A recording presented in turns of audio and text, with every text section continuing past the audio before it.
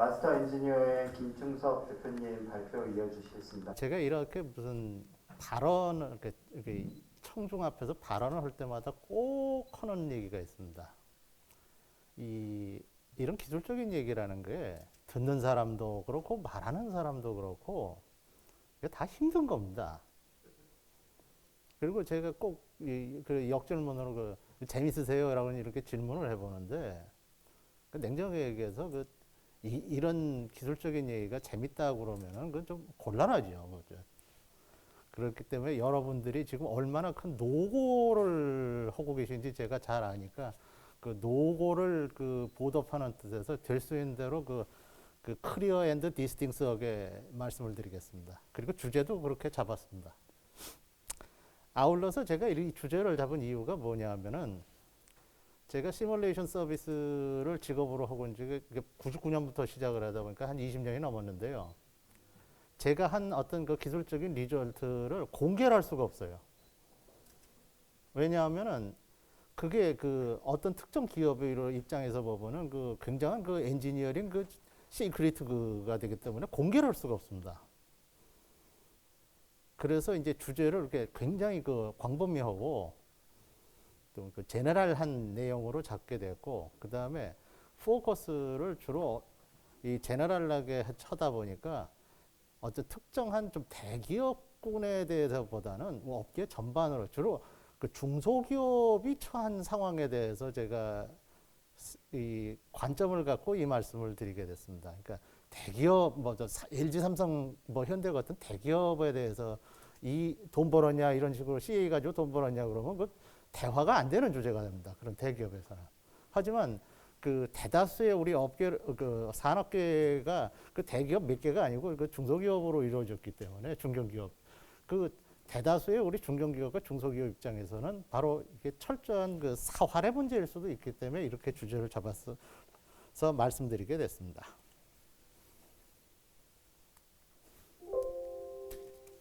오늘 콘텐츠의 내용은 이렇게 8가지 챕터로 제가 준비를 했고요. 이건 대단한 게 아니니까 바로 진행하겠습니다. 방금 말씀드렸듯이 이 시뮬레이션 일을 오래 했는데 그때마다 저한테 오는 질문이 그겁니다. 그거 맞아요? 아주 굉장히 많이 듣습니다. 그건 모든 시뮬레이션과 컴퓨터 시뮬레이션 관련 업무 하시는 분이 듣는 첫 번째 소리인데 그거 맞아요? 그 다음에 또 그거 돈 돼요? 라는 소리 꼭 굉장히 많이 듣습니다. 그래서 근데 사실은 돈도 되고 틀리지 않고 잘 맞습니다. 근데 반대로 느껴지는 경우도 또 많습니다. 그거 안 맞잖아 라든지 돈 안 되잖아 라든지 이런 식의 일이 많습니다. 그래서 그런 것들이 왜 그런 건지 제가 정리를 해서 말씀을 드립니다. 우선 제가 이제 주제로 해서 돈 벌었습니까? 라는 말을 좀 이렇게 우리 여기 분석하고 해석하는 사람들이니까 분석을 해봤어요, 이 말을. 결국 부가가치를 만들어내고 있느냐, 없느냐라는 말로 이렇게 정확하게 정리를 할 수가 있습니다. 그리고 그걸 정확하게 환수했느냐, 이제 만들어진 부가가치를. 이것이 이제 경제성 논리에 대해서 들어가는 얘기인데 사실은 여기서부터가 사실 고민이 시작됩니다. 우리의. 컴퓨터 시뮬레이션이라는 거는 분명히 수학과 물리학으로 기초를 해가지고 컴퓨터 테크놀로지라는 20세기형 새로운 기술에다 더하기를 해가지고 인간이 만들어낸 최첨단 기술 중에 하나입니다. 그리고 많은 시뮬레이션 하는 사람들이 좀 업무 내지 이 시뮬레이션에 대해서 좀 정확하게 인지 못하고 있는 점이 뭐냐면은 컴퓨터 시뮬레이션이라는 것은 분명하고 단호하게 얘기해서 미래에 대해서 시뮬레이션하고 미래에 대해서 아날리시스 하는 거지 과거를 하는 게 아닙니다. 시점이 달라요. 예를 들어서 주식시장에서 아날리스트들은 과거 정보를 취합해서 통계를 잡아가지고 미래를 추정을 한 거지만 이 엔지니어링 시뮬레이션 철저하게 나의 현재 상황에서 이렇게면 미래에 무슨 일이 일어날까를 밝혀내고 예상하고 그것이 의미가 좋은 의미로 들어올 거냐 아닐 것이냐를 따지는 겁니다. 미래에 대한 얘기입니다. 그렇기 때문에 이 리졸트라는 거는 철저하게 버추얼 리얼리티 상에서만 존재하는 것이고 그거는 거기서 설사 무슨 뭐 엔지니어링적인 뭐 효과가 있다, 뭐 경제성의 효과가 있다, 단만 얘기해도 그건 가상현실에서만 있는 거지 실제 상황에는 없습니다. 냉정하게 얘기해서 그건 없는 거예요. 그거를 갖다가 현실에 존재하지 않는 거를 현실로 다시 실제로 현실로 만들어내는 것에서 우리는 전문가의 어떤 영역이나 능력을 평가하고 전문가의 가치를 인정을 해야 되는 일이 벌어집니다. 다시 한번 강조하지만 시뮬레이션 안에서 뭐 일어난 모든 사건은 그 미실현이익입니다. 미실현이익. 그래서 시뮬레이션에서 뭐 돈 됩니다라는 식으로 함부로 얘기한다 그러면은 그건 굉장히 위험한 발언입니다. 가상현실입니다. 자, 지금까지 한 얘기 여기 빨갛게 적어놨고요. 자, 역시 파란색으로 지금까지 한 얘기를 제가 적어놨습니다. 그럼 진짜로 이게 이러냐? 진짜로 이러냐? 진짜로 이런 일이 있는지 한번 이제 하나씩 예제로 설명해 보겠습니다. 시뮬레이션한 결과로 해서 이제 제가 분분류를 할 때 두 개로 분분을 합니다. 부가가치 발생 형태를. 절감을 해서 부가가치를 만들어내는 형태가 있고 개선을 해서 만들어내는 형태예요. 절감형 얘기를 제가 하는데 여기 제 고향 사진인데 저 배경에 있는 그 저 산등성이가 바라보이는 데서 제가 저 초등학교, 중학교, 고등학교를까지 살았습니다. 그래서 저 산등성이만 보면 제 고향인데 이 주제는 요 다리입니다. 브릿지죠. 제가 이 초등학교 1학년 때 이 브릿지가 완공됐거든요. 그런데 제가 초등학교 1학년이 74년도인데 그때 이 다리가 완공됐어요. 그럼 당연히 저 다리에는 시뮬레이션이 적용 안 됐습니다. 자, 이 다리를 만든다라고 했을 적에 여러분을 설명으로 해서 제가 example를 이렇게 만들어 놨습니다.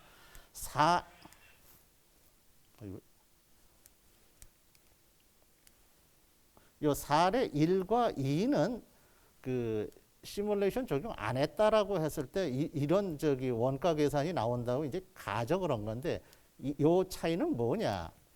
그 한마디로 시간 더 넣고 재료 좋은 거 썼더니 좋아졌다 그런 겁니다. 그러니까 돈 많이 들여서 좋게 만들었다 그런 뜻이에요. 3번, 4번은 어떤 거냐면 이제 적용을 했을 때 3번은 그야말로 조금 어떻게 그 최적화를 한 거고, 조금 최적화를 한 거고, 4번은 완전히 판을 가른 겁니다. 이 데이터를 보시면 알 수 있어요. 판을 가른 겁니다. 즉 4번은 재료비가 같은데 사례 4는 재료비가 올라갔는데 농업이라든지 공기 이런 데서 전략이 더 커가지고 그런데도 품질이 좋기 때문에 유지보수비까지 절약되는 상황이고 사례 3번은 재료비는 같은데 좀 최적화를 CA를 적용했더니 어디 최적화를 하면 되겠다를 찾아서 최적화를 했더니 획득 비용이 줄었다는 뜻입니다. 뭐 간단한 얘기죠. 그런데 통상 사례 4 같은 거는 채용이 안 됩니다. 왜 안 되느냐? 첫 번째, 재료비가 증가하면은 우리 이제 업계에서 흔히 나오는 얘기예요. 그렇게 비싼 걸? 그렇게 비싼 걸? 아주 재밌어요. 같은 뭐 30평짜리 아파트인데 강남의 아파트 20억 주고 사면은 야, 그거 잘 샀네 그러고 저기 제주도에 있는 30평짜리 아파트 저기 몇억 한 3, 4억 주고 사면 미쳤다 그러는 게 우리의 그 일반적인 정서입니다. 저 비용이 예를 1억이라고 쳤을 적에 저 1억이나 되는 금액이 어디 있느냐는 거예요, 지금. 저 다리를 다 완공을 해서 내가 획득을 했어요. 내 주머니에 있냐? 아니면 내 은행 구자에 있냐? 내가 저 돈 주고 산 사람이라고 그러면. 죄송하지만 없습니다. 저돈 없어요. 누구 주머니에도 없습니다. 근데 저 시뮬레이션 리포트 보면 다 이렇게 써놔요. 즉 한마디로 이거 잘못된 그 계산 방식이라는 뜻입니다. 이제 답은 저기 5번 챕터에 가면 답을 제가 말씀드릴게요. 요거는 제가 직접 그 시뮬레이션을 했던 사례인데 그 데이터를 많이 삭제를 했습니다. 어쩔 수 없어서. 공개로 하면 안 되기 때문에. 그래서 저 비용을 갖다가 그 퍼센트로 표시했다라는 걸 좀 양해를 구합니다. 근데 저 비율은 정확하게 같습니다. 사례 1, 2번에서 무슨 일이 있었냐 하면은 사실은 사례 1번으로 처음에 설계를 해서 시제품을 만들었는데 페일이 났어요. 페일이 났어요. 저게 이제 그 내연기관의 어떤 부품인데 페일이 났어요. 그 어떤 면에서 페일이 났냐 하면은 그 강성이 모자란다라는 페일이 났습니다. 근데 그 왜 물론 강성 해석 그 강성과 관련된 그 구조 해석도 안 했죠.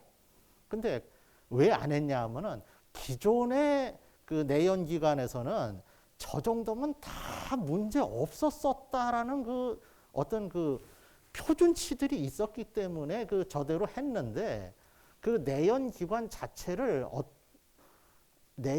자체가 그 제너레이션 체인지가 돼서 그러니까 3세대에서 4세대로 변동이 일어났어요. 그 3세대에서 4세대로 변동이 일어난다는 그 개념이 어떤 개념이었냐면 한마디로 그 100마력을 출력을 내는 내연기관이다 그러면은 100마력을 내기 위해서 그 20cc의 연료를 매 분당 퍼부어야 됐었는데 그 분당 퍼붓는 양을 한 20cc에서 한 15cc나 14cc로 줄이고 엔진의 크기는 기존에 한 60마력짜리 엔진 사이즈로 엔진 자체로 컴팩트하게 만들었고 100마력은 내고 그러니까 100마력을 내고 하는 그런 식으로 이제 그 상대적으로 작은 엔진에서 작은 출력 나오는 거를 작은 엔진에서 좀 연료가 조금 더 들어가고 출력은 많이 늘어나는 이런 식으로 그 엔진의 제너레이션 체인지가 일어났는데 그 결과 진동과 소음이 급격히 늘어났습니다. 그러니까 이제 페일이 난 거예요. 저는 페일이.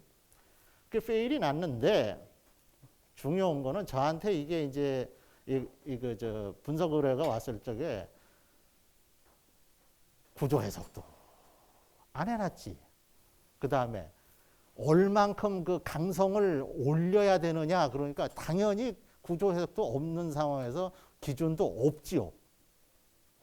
없죠.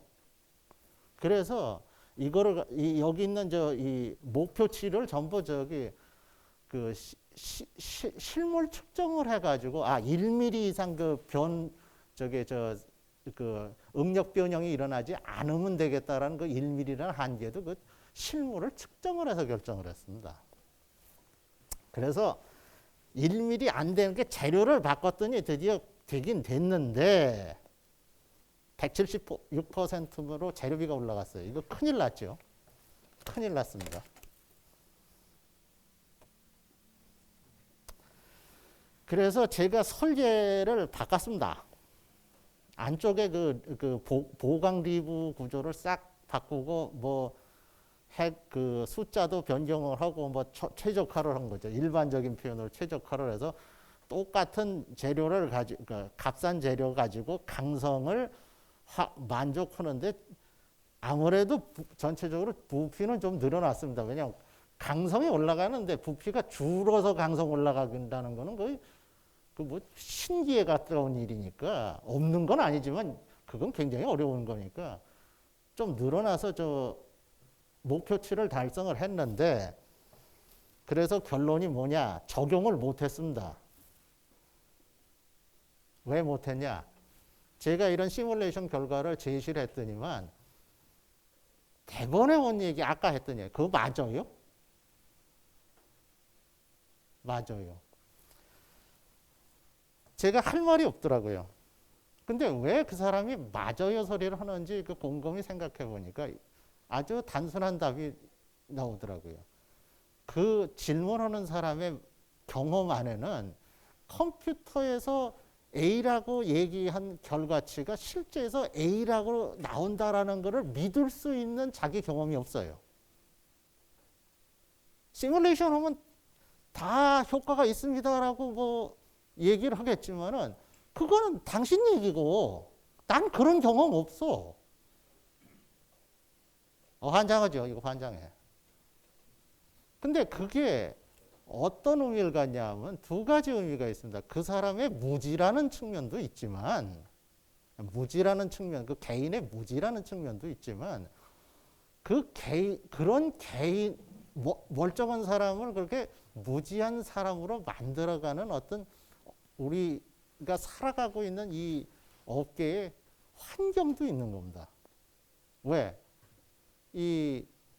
이거 한다고 해가지고 내 사장 입장에서 내 회사의 매출이 올라가냐? 아니다 이죠. 그럼 분량이 주느냐? 이거 설계 바꾸고 다 바꿔야 돼요. 야, 그 바꾸는 건 돈 아니야? 있는 걸로 해봐 그러죠. 다 해보네. 자, 이런 것이 우리의 현실입니다. 그래서 이제 실제 유형 효과를 정확하게 표현하는 방법 때문에 제가 다시 이 절감형에 대해서 이 그림을 보여드리는데 하나는 아까 보셨던 그 그림이고 똑같은 다리예요. 같은 한강에 있는 다리입니다. 하나 더. 1번, 4례, 1, 3, 4 모두 다 한강에 있는 다리고 다리에 자동차 가고 하는다는 측면에서는 기능적인 면에서는 전혀 차이를 둘 수가 없습니다. 그럼 요거는 제가 초등학교 1학년 때 완공한 거고 얘가 중학교 1학년 정도에 완공한 거고 이건 제가 성인이 된 이후에 완공한 다리인데 왜 이걸 만들었을까요? 여기서 여기까지 시간차가 오는데 왜 이렇게 만들었을까 생각을 해보자 이죠. 이거보다 이게 건설비가 쌉니다. 분명히 얘기하지만 건설비 싸요. 비싸면 이거 안 합니다. 이거 계속 하지. 똑같이 이거가 이거보다 건설비가 쌉니다. 어떻게 싸느냐? 공기가 줄어서 싸게 되는지 재료비가 줄어서 싸게 되는지 그거까지는 제가 이쪽 전문가가 아니라서 모르겠지만 분명히 얘기하지만 이거보단 이게 상대적으로 비싸게 돼 있고 이거보단 이게 상대적으로 비싸게 돼 있습니다. 그러니까 발전할수록 이쪽으로 가죠. 간단하게 얘기하면 그렇습니다. 이 깊은 물 한가운데다가 여기 이거 교각을 놓기 위해서 여기 배 타고 뭐 왔다 갔다 하는 이 비용이 이거 개수가 줄기 때문에 이건 더 줄었죠. 거기서 차이가 난다고 저는 이해하고 있는데 맞는지는 모르겠습니다. 자, 어쨌거나 여기서 제가 강조드리고 싶은 얘기는 이거나 궁극적으로 획득한 이후의 효용 측면에서는 별 차이가 없지만 이거에서 이걸로 오는 큰 차이는 뭐냐? 결국 이렇게 많이 안 놓고도 이 다리를 만들 수 있고 강도를 유지할 수 있는 설계가 됐기 때문이고 그 설계를 현실화할 수 있는 능력이 있기 때문이에요. 현실화될 수 있는 능력이 있을 때 그때 이게 100m 높이로 할 거냐 이거 두께를 3m로 할 거냐 그거 최적화하는 게 CA입니다. 이해 가세요?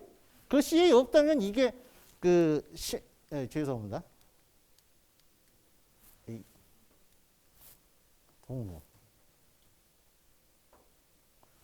그거 CA지 그 능력이 없다면은 이거를 아마 이거보다 훨씬 두껍게 설계를 수작업으로 하면 할 수밖에 없어요. 왜냐하면 수작업으로 최적화하는 데는 한계가 있으니까. 즉 CA에서 경제 이런 절감형일 경우에는 궁극적으로 실천 능력이라는 것이 백그라운드에 있을 때 가능하다는 얘기를 하는 겁니다. 이랬을 때 비로소 뭐 이거보단 이게 비용이 싸진다. 구현이 되는 겁니다. 제 얘기를 이해하시길 바랍니다. 이것도 제가 직접 한 건데, 요렇게 만들어서 쓰고 있었는데, 요렇게 바꾼 거죠. 근데 요게 뭐냐 하면은, 열교환기라고 생각하시면 좋겠습니다. 열교환기. 여기다 물을 이렇게 부어서 이렇게 쫙 돌려가지고 열을 교환하는 거예요. 안에가 뜨거운데 식히는 열교환기입니다. 근데 왜 이렇게 정신사납게 생겼냐? 이 열교환기를 이렇게 처음에 이렇게 만들었어요. 근데 이렇게 만든 사람의 지식과 경험에는 이거 이상의 아이디어가 안 나옵니다. 그래서 저렇게 만들었어요. 그리고 저렇게 만들었을 때 저게 최적화가 됐다 안 됐다라는 거를 CA를 돌려보기 전에는 어느 누구도 얘기할 수가 없습니다. 근거가 없어요. 사람이 손가락으로 방정식 풀어가지고 이게 그 열교환 그 효과가 그 최적화됐다 안 됐다 그 쉽게 얘기할 수 있겠어요? 어렵습니다. 거의 불가능합니다. 컴퓨터가 있으니까 가능한 거지. 근데 컴퓨터로 해보면은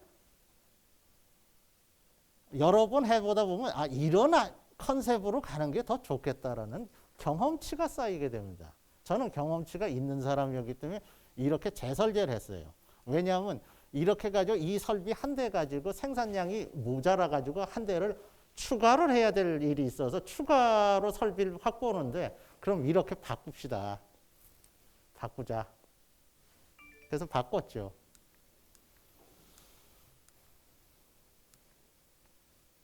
지금까지 설명한 내용입니다. 그 결과 같은 시간 냉각을 했을 적에 그 냉각 효율이 이렇게 차이가 납니다. 여가 아직 덜 식어서 뻘겋는데 이쪽은 다 식었어요, 이미. 그럼 같은 시간 냉각을 했는데 이쪽이 빨리 식었다는 얘기는 당연히 열교환이 잘 된다는 뜻이죠, 이쪽이. 그 다음에 열교환이 잘 될 뿐만 아니라 온도 편차도 별로 없죠. 여기하고 이런데 온도 편차가 별로 없습니다. 그것이 이제 최적화됐다가 더 잘 됐다는 하나의 지표기도 합니다. 이거를 갖다가 그 열교환기 그 단면을 확 잘라서 그 온도 분포를 본 건데 이쪽은 뜨겁고 이쪽은 이제 뜨겁고 차갑고 하는 그 편차가 확 줄었어요. 그래서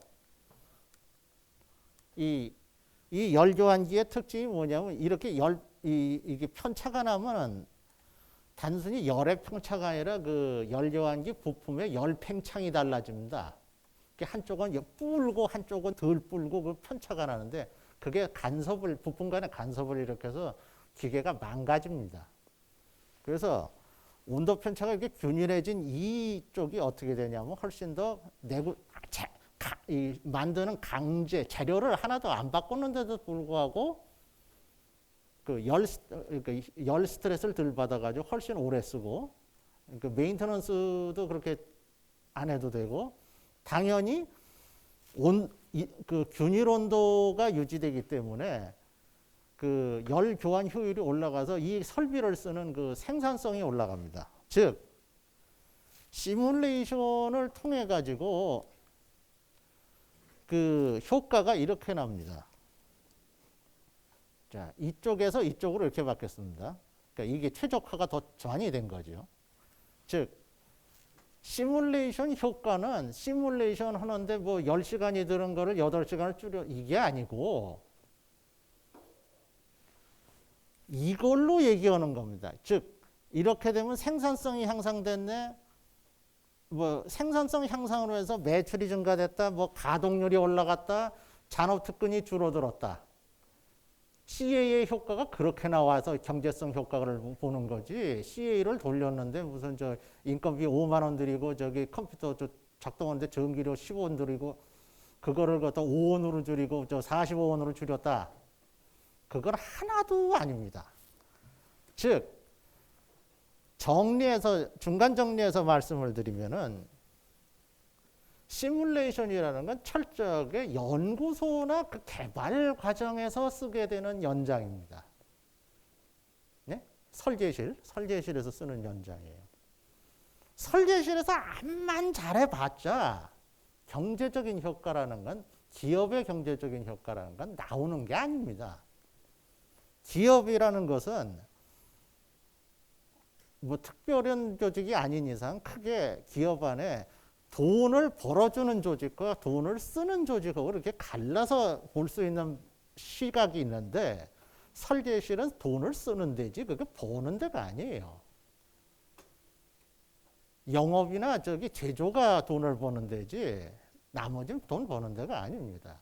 그러니까 사장님들이 하는 얘기, 시뮬레이션 해가지고 그 매출이 올랐냐, 분량이 줄었냐, 안 줄죠. 아무리 시뮬레이션을 다 해도 이걸 실천 안 하면은 안 줄죠. 그럼 왜 실천이 안 되냐? 그거 어려워서 그래요. 컴퓨터 안에서 시뮬레이션 멋있게 했어요. 최적화 다 했어.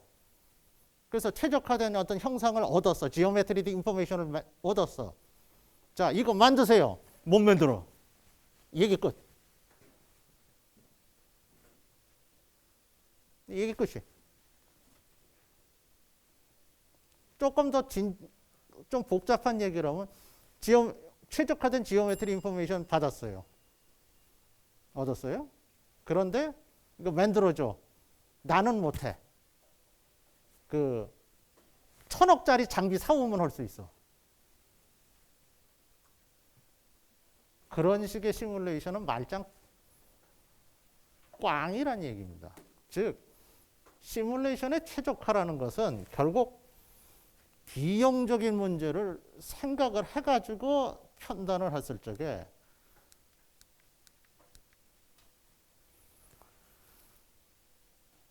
설계실에서 어쩌고 저쩌고 해서 최적화했습니다가 아니고, 설계실에서 설계한 결과물이 전체 기업의 경영 프로세스를 거쳐서 수익으로 돌아오는 전 프로세스를 갖췄을 때 비로소 차이가 나느냐 안 나느냐로 판단을 해야 됩니다. 그러려면은 설계실 안에서 암만 머리를 굴려봤자 경제성 분석은 안 됩니다. 지금 말씀드린 얘기죠. 그러려면은 여기 이런 지표들이 준비가 돼 있어야 되고, 근데 저 지표들이 항상 그 조직 안에서는 공지사항 비슷하게 있어야 돼요. 그러면서도 이거는 기업 비밀이기 때문에 입조심을 할 수 있게 해줘야 됩니다. 하지만 저게 안 되면은 유의미한 쪽으로 발전할 수가 없습니다. 어이구. 그리고 이 두 번째, CA 효과가 이게 커지면 커질수록 저항이 심해집니다. 왜 저항이 심해지냐 하면은 CA 효과가 경제적 효과가 나오면은 대번에 그 소리 나옵니다. 야, 누구 일 잘한다. 어느 파트가 이번에 우리 회사의 영웅 부서다. 야, 그러면 뒤에 돌아 앉아서 저 새끼를 어떻게 몰아내지? 즉 그건 무슨 얘기냐면 사장의 입장에서 봤을 때 매출에 기여하고 손익에 기여하면 이쁘단 소리 할 수 있어요. 근데 중요한 건 뭐냐면 그 조직 안의 구성원 전체는 그 어느 누구도 이번에 매출이 올랐다 그랬을 때 기업의 매출을 나의 소득으로 바로 가져갈 수 있는 조직은 없습니다. 바로 못 가져가요. 그렇기 때문에 결국 다른 형태의 어떤 반대급부를 기대할 수밖에 없는데, 잘한다 하면 그것 자체가 조직 안에 어떤 괴리를 일으킵니다. 잘하면 안 돼요. 이상한 나라죠. 자, 그렇기 때문에 여기 써놨습니다. 경영 자료에서 이를 표현하는 능력이 안 가리키고 우리나라에서는 제때 안 가리킵니다. 그래서 물어보면은 몰라요. 제품 설계하는 사람, 시뮬레이션 하는 사람한테 경제성 효과가 얼마나 나오냐? 그거 생각해 본 적 없어.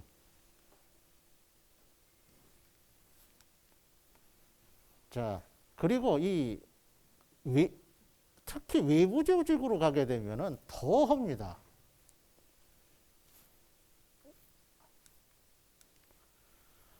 그래서 이 문제를 해결하는 방법은 제가 제시하는 방법은 이렇습니다.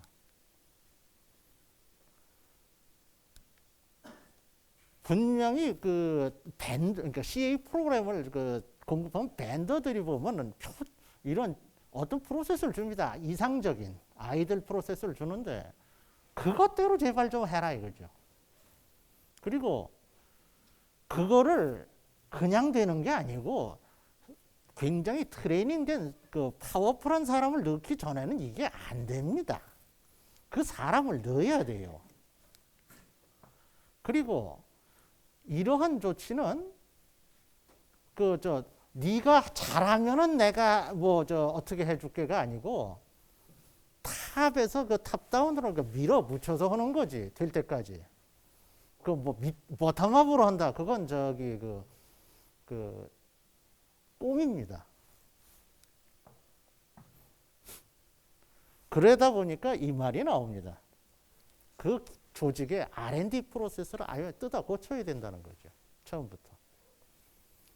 지금까지 있었던 CA가 존재하지 않았던 상황에 가지고 있었던 프로세스나 룰을 미안하지만 혁파를 하고 다시 구성을 해야 됩니다. 그러다 보니까 할 사람이 없죠. 그래야 조직의 긍정력이 됩니다. 유의사항. OEM 비즈니스 하면 고객이 눈높이가 낮으면은 이거 못합니다. 반대로 밖에다가 일정 내가 제조를 아웃소싱 한다든지 뭘 아웃소싱 한다고 그랬을 적에 나 너한테 맡겼다? 그걸로 끝이 아니고 진짜로 그걸 해낼 수 있는지 확인해야 된다는 거죠. 지금 우리나라의 많은 경우가 너 믿고 줬는데 불량 냈다. 너 믿고 줬는데 낚기 어겼다. 이건 태반이에요. 그래서 이제 정리를 하겠습니다. 시뮬레이션, 컴퓨터 시뮬레이션이라는 건 철저하게 가상현실입니다. 그 가상현실과 실제 현실 사이를 연결시켜주는 것은 좀 전에 말씀드렸지만 특별하게 훈련된 사람이 들어가야 됩니다. 보통 사람 가지고는 안 되고 아주 특별하게 훈련된 사람이 들어가야 됩니다.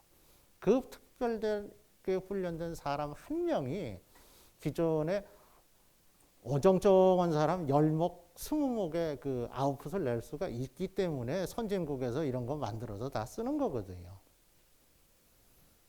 그리고 그런 사람을 육성도 해야겠지만은 그런 사람들이 뭐라고 그럴 적에 최소한도 내가 모르던 말을 저 사람이 한다. 그럴 때 들을 수 있는 귀부터 열고 마음을 열었을 적에 좋은 결과로 갈 수 있는 첫 발걸음이 되겠다고 저는 생각을 합니다. 예, 재미없는 얘기 들어주셔서 고맙습니다. 감사합니다.